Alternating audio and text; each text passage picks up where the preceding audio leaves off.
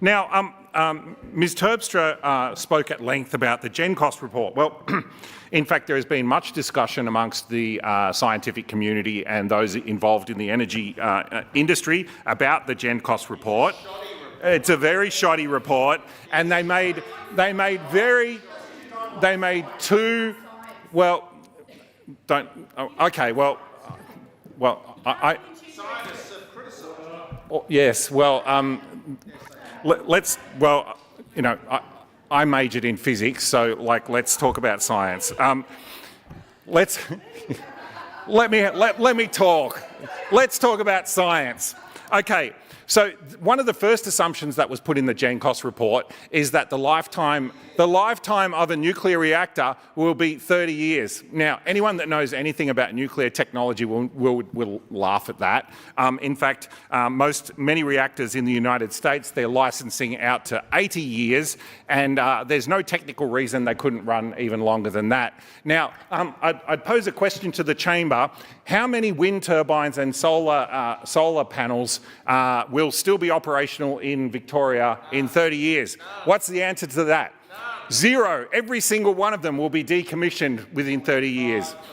Yeah, no, and for solar, I think the average lifespan is around 15 to 20 years, depending on weather events and things like this. So the idea that nuclear, people say, oh, nuclear is going to take a long time. It might take us 20 years to get an industry. Guess what? It'll be just in time for when every bit of wind, every bit of renewables infrastructure will have to be decommissioned. And there's lots of issues around that, I might say. Another major problem with the Gen Cost report by the CSIRO was that they assumed that all of the transmission and other infrastructure required for renewables was a sunk cost. They magicked it away, and when they looked at they imagined that the infrastructure already exists, which it does not. And as many people, as the government themselves is discovering, there's a lot of people in regional Victoria who are getting quite upset about this infrastructure, and we're only just getting started. But let's, and I'm sure the opposition will have more to say about the Gen Cost report, but suffice to say that there has been corrections done to these assumptions, and yes, there have been corrections done to this, and actually nuclear is quite competitive with other types of technologies. Now, onto the issue of safety. Now, Ms Terpstra talked about Fukushima. Now, interestingly, as I've said before in this place, I used to be anti-nuclear power technology once upon a time, and the thing that actually changed my mind was what happened at Fukushima, and the reason is my family, as many people would know, is from Japan. My wife is from Japan, and I've got many friends and family in Japan. And when Fukushima happened, I was very concerned, very, very concerned about what might be happening. I didn't know much about the effects of radiation on the human body and what might be a problem. And in Japan, they have very sophisticated systems to monitor radiation throughout cities, and they can monitor the most tiny amount of radiation. And in fact, Australia's ANSTO are very good at this as well. That's why they found that radioactive isotope that was lost in Western Australia some time ago that Ms Terpstra mentioned. However, what I discovered, despite all my concerns about what might be happening, I was even thinking, am I going to have to try and evacuate my parents-in-law from Japan to Australia? What I discovered is I would receive a higher radiation dose of natural radiation from cosmic radiation on the plane trip over than what I would receive on the ground in Japan. Now, one of the things that's been a big problem for the people of Fukushima, who I have much sympathy for, is misinformation about the area. There's been many attacks on the people from the Fukushima prefecture scientific misinformation about produce from that region. A lot of it's been coming from China, I might add. And in fact, I went for a holiday to Fukushima over Christmas. Wonderful place. I recommend anyone go there. and I ate much of the seafood from there. And despite what the Labor Party may think, the fish didn't have 3 eyes, and I am not glowing. I don't think I'm glowing. Am I glowing, Mrs. MacArthur? No, I'm not glowing. In fact, I'm fine. And in fact, the Australian embassy in Tokyo was so concerned about the misinformation being propagated by other countries, mostly Korea and China, that they cooperated with the Japanese government, and in the Australian embassy in Tokyo they had a sampling of a wide array of produce from Fukushima, including sashimi and many other delicious products, and the officials at the Australian embassy ate the sashimi and these other products with some other Japanese people to prove that there is no problem whatsoever with the produce from Fukushima, and it is in fact safe. And I wish that the Victorian and the federal government were as sensible as our staff in the Australian embassy in Tokyo, who are doing an excellent job at combating misinformation, unfortunately propagated by our own government, which is terrifying to think. Now, because of this misinformation, there has been much concern about, produce from the region of Fukushima, all of it based on misinformation and anti-science ideas. And I have a lot of sympathy for the people fishermen and these other people who have suffered because of this. And that's one of the reasons why my family went there, to support the local people of Fukushima. They have some wonderful attractions there. We went to a resort, actually, beautiful resort, and it's actually got one of the biggest, it's got like water slides and hot springs and all sorts of stuff, and it's wonderful. Now, many people, mostly the Chinese Communist Party and the South Korean government have been making much of this radioactive water that the Japanese are planning on releasing into the ocean, which contains a radioactive element called tritium. Now, they've removed all of the other elements from it except for the tritium in very small amounts. Now, this water, if you drank it, you would in fact die from drinking large amounts of this water, but the reason that you would die is not because of the tritium, it's because it's seawater. It's seawater. In fact, the levels of tritium in this water would actually pass Australian safety standards for drinking water. But of course, humans cannot consume salt water. Salt water is very dangerous to drink. I do not recommend that anyone drinks salt water. It is a very bad idea. But certainly very small amounts of tritium. There are no known effects on the human body, and in fact it's quite safe. Fisheries are open, beaches are open. In fact, on Fukushima they had a surfing competition some time ago, and it was quite popular and lots of people attended, and there was no concerns about radiation or anything like it. Another thing I experienced whilst I was in Japan recently is a very good friend of mine. His name's Rihaku. I've been friends with him for many years now. One of the things that happened after the Fukushima disaster is they shut down all of the nuclear power plants in Japan, and they went through a safety review because, of course, they're concerned. And they needed to replace that power with other forms of energy, and one of those forms of energy that they replaced it with was gas, and a lot of that gas came from Australia. So they signed up long-term contracts to import large amounts of gas from Australia, and that gas turned out to be very expensive, and the Japanese consumers, their power bills went up enormously. Now, quite recently, they've started turning on the nuclear reactors again, and they no longer require this Australian gas. This is a problem for Australia. It's not a problem for Japan because they signed very long-term contracts at very good prices, and now they're on-selling the gas at a profit.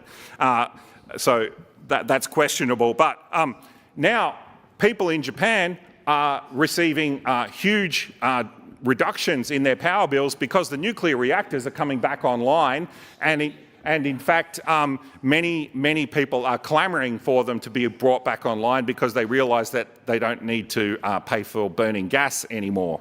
Now, another point brought up by Ms Terpstra about uranium and how the quite ridiculous idea that we can't get enough uranium to power reactors in Australia. We have one of the largest uranium reserves on the entire planet, but the amount of uranium required to power a nuclear reactor is absolutely tiny. We are talking tiny amounts of material. In fact, an amount of processed uranium the size of a can of soft drink is enough to power a human's energy requirements for their entire life. Consider that. And the size, a uranium pellet, they're about this big, they're very, very small, tiny things. One of those is equivalent to, I can't remember the exact number, but it is a very large amount of coal. So we're talking tiny, tiny, tiny amounts. And the reason that we don't bury a lot of what many people term nuclear waste, in fact, it's not really waste, it's actually considered a resource in many cases. The reason we don't bury it is because the nuclear, once the fuel is spent in a nuclear reactor, actually only about 7% of the energy has been extracted from it. It's totally possible to reprocess the uranium and reprocess the reactor rods and reuse them over and over again and effectively reduce the amount of material that is, eventually turns up as waste. The reason they don't do that is because the amounts are so minimal, it's not really a big problem.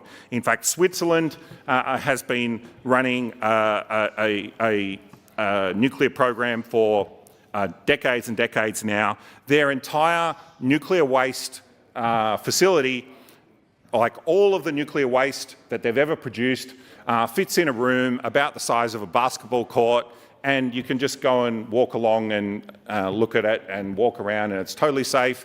They don't want to bury it underground yet because they might want to reprocess it. It's a valuable material that might be valuable in the future. It would be silly to put it under the ground and bury it forever. And also with Fukushima, it was a terrible disaster, what happened there. Tens of thousands of people died, but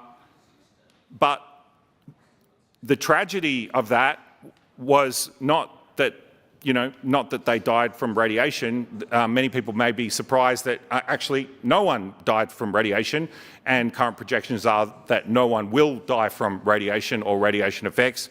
People died from effects of the tsunami, and also many people died from the, frankly, irresponsible response from the government of evacuating people from retirement homes and things like this it turned out to be not necessary, and putting them in shelters, and many of those people unfortunately passed away, and it was a terrible situation that happened. But no one died from radiation, from what was one of the worst disasters that we've ever seen, and no one died from it. It's incredible, isn't it? And the Labor Party keeps going on about safety. Well, if we look in terms of the number of people hurt per terawatt hour produced of energy, nuclear is easily the safest, if not one of the safest, if not the safest form of energy production that humanity has ever devised. So this is ridiculous. Now, when we talk about long-term energy independence, this is something that people don't talk about much. Australia has the capability to make ourselves energy independent through our own infrastructure, which we cannot do with renewables. We are making ourselves perpetually dependent on cheap renewables from China, because we're going to have to replace them every 15 to 20 years. For some turbines, they reckon they last up to 30 years. we are putting ourselves in a position where we are making ourselves perpetually dependent on a foreign state. This is a dangerous thing to do. Now, some people may say, well, why don't we produce it here? Why don't we produce it here? Well, if we start producing it here, guess what? It's not cheap anymore. One of the reasons solar panels are cheap is because the polysilicates used in those supply chains, and I've brought this up in this chamber many times, the polysilicates used in these supply chains are tainted with slave labour. Yes, from the Xinjiang province, many people will be familiar with the plight of the Uyghur people in China, and many of these polysilicate supply chains are tainted with slave labour. The Victorian Government has said that they are not aware of, what's, whether their subsidies for solar are effectively propping up slavery in China. But I do note that the Future Fund divested from a number of Chinese companies for exactly this reason. They were concerned about the supply chains being tainted by slave labour. I would urge the Victorian Government to pay more close attention to this, because this puts a very dark spin on the idea of cheap renewables. In fact, when they use slave labour in the United States, historically, the idea of cheap cotton might have had a very dark ring to it as well, and I think we need to be very careful about this. I actually am not particularly fond of what the federal government, what the federal opposition is proposing in terms of the way that they're funding it. I'm not particularly fond of what they're proposing, but I do thank them for this, that they're opening up a discussion on whether or not Australia can use this technology. They're opening up a discussion on this, and I think it's a sensible discussion to have. And I think that the Labor Party's response, both at a federal and a state level, of trying to reduce this to Simpsons memes, rather than taking it seriously and seriously considering whether or not Australia has the capacity to do this, is irresponsible. And what they're doing with this, scare campaign of trying to tell people, well, what if we have to transport nuclear material? We transport nuclear material all the time in this city. Every single hospital has nuclear material transported to and from it. It's my understanding about 50% of Victorians will actually use nuclear medicine produced from our nuclear reactor that we already have at Lucas Heights. They will use that in medical technology. About half of the population will at some point use medicine produced from that nuclear reactor. It's also used for lots of industrial processes and many other things, but we already have it. And as we heard during the nuclear inquiry into prohibition in Victoria, ANSTO were quite confident that they could expand their regulatory capacity for an energy sector as well as the current sector that we already have. Now, Ms Terpstra also brought up a point about labour force. What sort of labour force? Well, we got some submissions to the nuclear inquiry, most notably from the Australian Workers' Union and the CFMEU Victorian Division, that were very interested in the idea of a nuclear reactor in the Latrobe Valley.